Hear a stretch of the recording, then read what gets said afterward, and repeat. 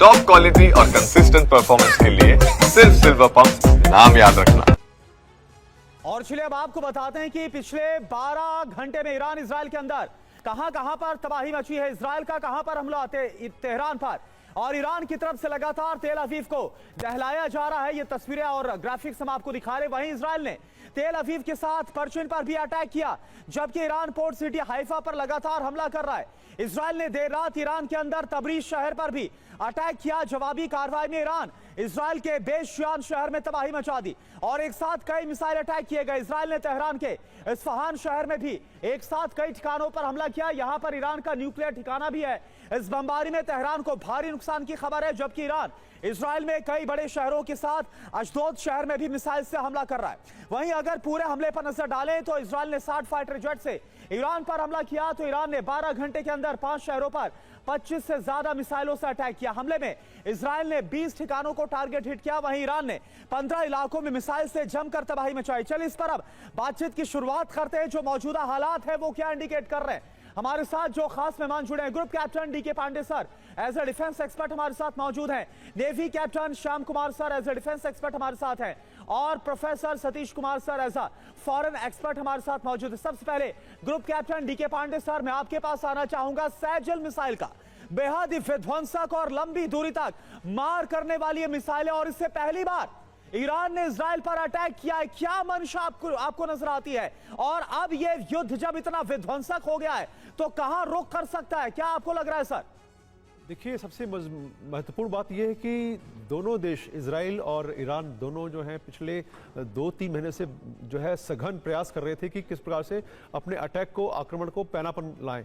और पता है ईरान को कि उन्होंने पहले भी ट्रू प्रॉमिस 1, 2 किया, 3 इन्होंने लॉन्च किया है मिशन ऑपरेशंस। तो उनको पता है पिछली बार जब उन्होंने अटैक किया तो सबसे बड़ा जो उनके सामने मुसीबत थी वो थी उनके इजरायली एयर डिफेंस सिस्टम की। एरो 2, 3, 4 और 1, साथ में डेविड स्लिंग और आयरन डोम, और 2 और लेयर थर्ड और पेट्रोइड के साथ। तो इसको भेजने के लिए सारे प्रयास किए जा रहे थे, और उसका ये निकाला गया नतीजा कि 2 तरीके हैं इसको भेजने के लिए। पहला है कि सैचुरेट कर दें पूरे एडी सिस्टम को, जो लेयर एडी सिस्टम है, और दूसरा था कि हम उसको स्पीड के साथ जो है बीट करें। और सजल हमें पता है कि ये हाइपरसोनिक मिसाइल है और इसकी रेंज जो है वो 2500 किलोमीटर तक है। पेलोड लगभग 1400 से 1500 किलो तक जा सकता है। तो इसको जो है इन्होंने प्रॉपर्ली उसको फर्स्ट टाइम लॉन्च हुआ है, जबकि उम्मीद कम की जा रही थी कि इसको जरूरत पड़ेगी, क्योंकि फतह 1 जिसकी रेंज 1400 किलोमीटर है वो भी जो है हाइपरसोनिक कहते हैं, लेकिन हाइपरसोनिक जो 5 उसकी मैक्सिमम 5 मैक जो है उसकी मैक्सिमम है। हाइपरसोनिक मिसाइल्स की जो गति होती है वो 5 मैक से ऊपर होती है। तो फतह को भी उन्होंने कल लॉन्च किया है, और साजिल का जो खबरें आ रही हैं, और ये जो है अपना लक्ष्य भेजने में कामयाब रही। देखिए, एरो 2 पर काफी इसमें लोड है, और कहा जा रहा है लगभग 150 ब्लास्टिक मिसाइलें जो है ईरान एक बार में लॉन्च कर रहा है। तो उद्देश्य यही है कि मास और प्रिसीजन एक साथ कंबाइन किया जाए। या तो पहले मास होता था या प्रिसीजन होता था, दोनों मुश्किल था, लेकिन अब जो नई जो तकनीकी का प्रयोग किया जा रहा है वो ये है कि प्रिसाइज और जस्ट कैलकुलेटेड, जिस प्रकार से भारत ने जो है ऑपरेशन सिंदूर भी किया था, बिल्कुल, और लगभग यही सीखते और मेजर्ड अटैक भी किए जा रहे हैं, यही जैसे कि आप बता रहे हैं पांडे सर। और सबसे बड़ी बात, अगर सेजल लॉन्ग रेंज मिसाइलों का इस्तेमाल कर रहा है ईरान, जिससे संकेत साफ है कि ईरान झुकने वाला नहीं है और ये युद्ध और ज्यादा विध्वंसक होगा।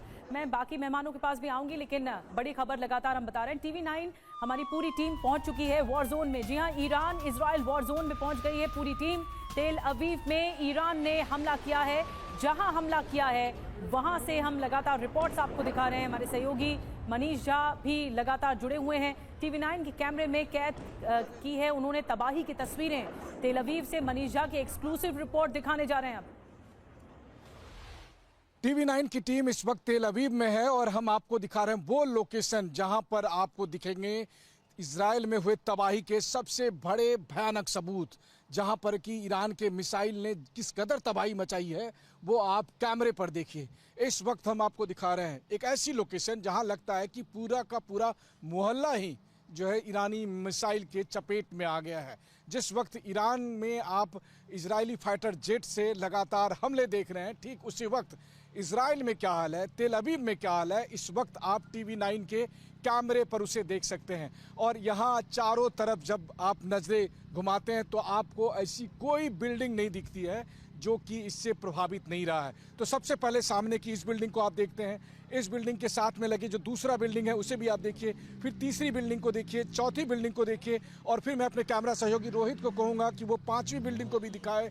और फिर इस पाँचवीं बिल्डिंग के बाद आप फिर लेफ्ट में जाते हैं तो देखिए ये छठी बिल्डिंग आपको साफ तौर पर दिखाई देगा। लेकिन इसके ठीक बाद अगर मैं आपको दिखाऊं सातवीं बिल्डिंग, देखिए इस ऊंची बिल्डिंग में जिस वक्त मैं आपको दिखाने की कोशिश कर रहा हूं, इस ऊंची बिल्डिंग की हालत देखिए, इसके एक एक फ्लोर की स्थिति को आप देखिए। इस बहुमंजिली इमारत के शायद ही कोई फ्लोर बचा है जहां पर कि मिसाइल का प्रभाव नहीं पड़ा है। लेकिन आप गौर कर रहे होंगे कि ये सब जो इलाका है ये रेजिडेंशियल इलाका है जहां पर काफ़ी संख्या में लोग रहते हैं। लेकिन इसके बीच में अब अगर आप कहेंगे कि इसकी खासियत क्या है, तो इसकी खासियत यह है कि ये तेल अवीव के सेंट्रल लोकेशन में मौजूद है, जहां पर जाहिर है बहुत से एडमिनिस्ट्रेटिव ऑफिस भी हैं। लेकिन ये एक रेजिडेंशियल इलाका है जहां पर इस वक्त आप देख रहे हैं तबाही के वो निशान जिसको देखकर आप भी हैरान हो जाएंगे। वो इसलिए, वैसे तो दुनिया भर में लोगों ने देखा कि जब ईरानी मिसाइल आया तो ईरानी मिसाइल ने किस कदर विध्वंस मचाया, किस कदर तबाही मचाई। और यही हाल ना केवल इन बिल्डिंग में है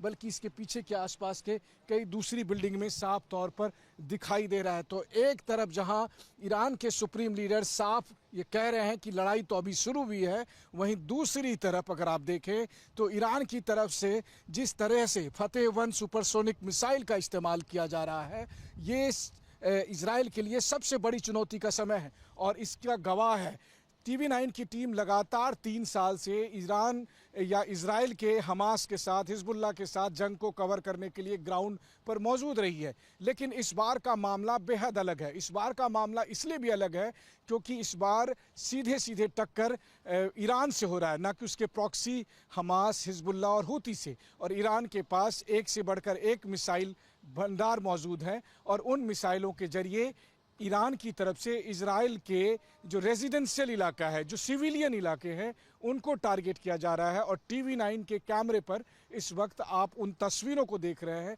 उन तबाही के निशान को देख रहे हैं, उन भयंकर विध्वंस के तमाम सबूत को देख रहे हैं, जिसे देखकर आपको लगेगा कि ईरान इस वक्त जो खूंखार बना हुआ है और इजराइल में किस तरीके से वो टारगेट कर रहा है।